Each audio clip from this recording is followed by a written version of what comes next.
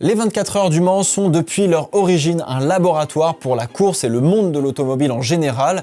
Grâce à cette épreuve mythique, on a réussi à améliorer les voitures, que ce soit leur performance ou leur fiabilité, mais aussi leur manière d'évoluer dans certains types d'environnements, la nuit, le brouillard et même la pluie. Même si on pense forcément en premier à la voiture, on oublie que la piste et le circuit ont aussi évolué au cours du temps, devenant de plus en plus sûrs pour les pilotes, les commissaires de piste et pour évidemment les spectateurs. Et toutes ces innovations se sont retrouvées sur nos routes et dans nos voitures de tous les jours et on s'en rend pas forcément compte car on les prend un petit peu pour acquis. Et pour le futur, les 24 heures du Mans continuent de pousser pour développer de nouvelles technologies pour faire évoluer la mobilité que l'on connaît aujourd'hui, que ce soit en termes de sécurité ou d'efficience, mais toujours, évidemment, avec de la passion. Bon, alors on a tous connu un moment au volant pas super plaisant, que ce soit tôt le matin ou même la nuit, où avec les pleins phares, on voyait rien, juste un énorme nuage blanc gris, et où on commençait un petit peu à flipper. Entrent en jeu donc les feux de brouillard, et ça fait presque 100 ans, qu'ils ont fait leur début aux 24 heures du Mans.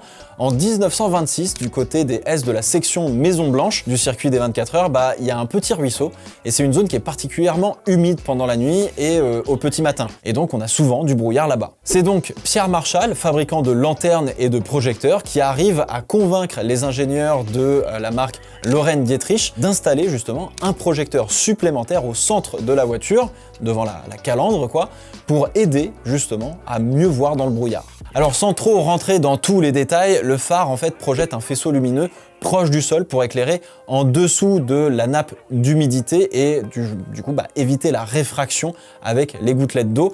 On arrive à éclairer de manière plus large et notamment on arrive à éclairer les bords de la route. Vous n'êtes pas content ? Triplé. Les Lorraine Dietrich font donc un triplé sur cette édition 1926, premier d'une marque française d'ailleurs, face à des Bentley qui, ironiquement, se sont retrouvés dans un accident collectif pendant la nuit dans la portion de Maison Blanche par manque de visibilité. Ah, celle-là, on l'invente pas. Ces phares se sont généralisés ensuite sur toutes les voitures, qu'elles soient de course ou de route après la Seconde Guerre mondiale à l'époque. En fait, quand vous achetiez une voiture, c'était encore en option. Voilà, aujourd'hui c'est devenu obligatoire pour évoluer en toute sécurité dans le brouillard, mais à l'époque c'était option. Feux de brouillard. D'ailleurs, on parle souvent des feux de brouillard avant, mais on a aussi les feux de brouillard arrière, toujours très importants, que ce soit dans le brouillard ou justement sous la pluie, parce que on repère un petit peu mieux la distance de la voiture qui est devant à travers le fameux spray, par exemple, qui est projeté par les pneus, et donc c'est un nuage d'eau. C'est vrai que si tu vois pas la voiture, c'est un peu compliqué. On a aussi la chance en France d'avoir un réseau routier qui est quand même plutôt bien entretenu, mais surtout de qualité. On sait faire de très bonnes routes, bien que certaines mériteraient une petite mise à jour, mais ça c'est tout à fait normal, il y a beaucoup de routes en France. Mais toutes ces routes ont été bâties avec un procédé qui a été expérimenté aux 24 heures du Mans. On avait dans le début du XXe siècle des routes en gravier, puis on a essayé un goudronnage qui tenait pas bien pour le coup, notamment sous la chaleur. Ça s'arrachait au passage des voitures et ça devenait dangereux pour les pilotes, les voitures, enfin bref.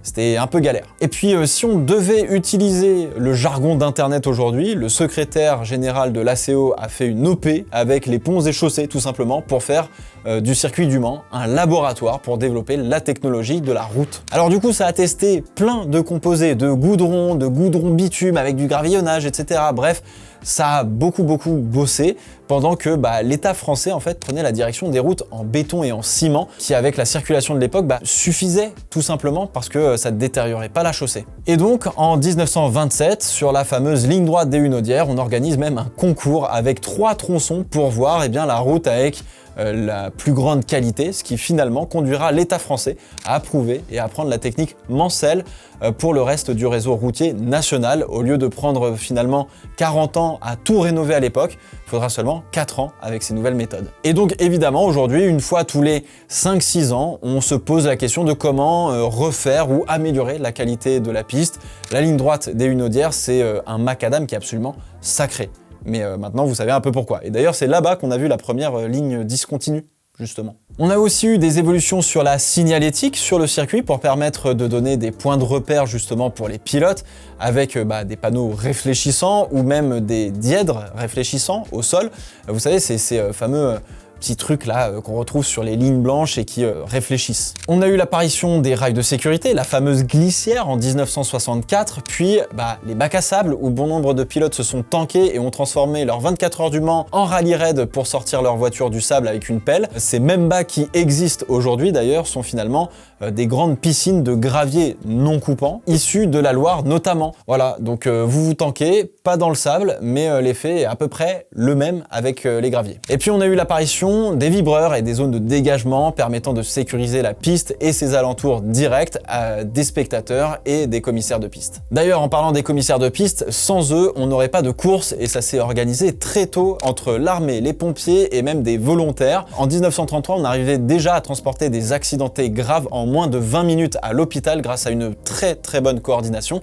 Ça a été le cas de la pilote Odette Sicot, par exemple, qui a été gravement brûlée des suites d'un gros accident. Enfin, oui, on va parler un peu de performance, parce que là aussi, on a un siècle d'innovation en tout genre que l'on a retrouvé parfois dans nos voitures de tous les jours, et qui parfois n'ont pas eu cette chance. C'est pas parce que vous avez une idée qu'elle est forcément bonne, mais par contre, ça vaut le coup de l'essayer aux 24 heures du Mans pour voir. Alors évidemment, les voitures sont allées de plus en plus vite, engloutissant de plus en plus d'essence, à tel point que l'ACO, dans les années 80, élabore une réglementation basée sur une quantité d'essence et une capacité des réservoirs limitée. On a eu évidemment la montée en puissance des moteurs turbo-compressés depuis les années 70, permettant des puissances incroyables avec des moteurs plus petits.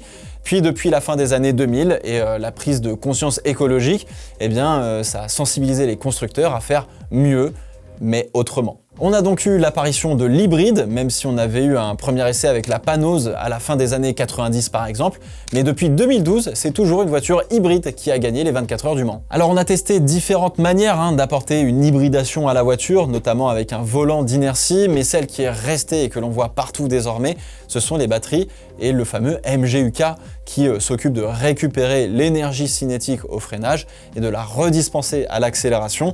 On a des voitures très efficaces, mais aussi capables d'abattre plusieurs milliers de kilomètres à des vitesses qui sont vertigineuses. Et puis, on ne cherche pas que dans le domaine de l'électrique, la bonne vieille essence que l'on connaît depuis plus de 100 ans évolue elle aussi pour devenir un carburant de plus en plus propre. Total a donc développé un carburant de compétition 100% renouvelable issu de résidus viniques de l'agriculture française et qui permet de réduire de 65% l'émission de CO2 dans la voiture de course qui l'embarque.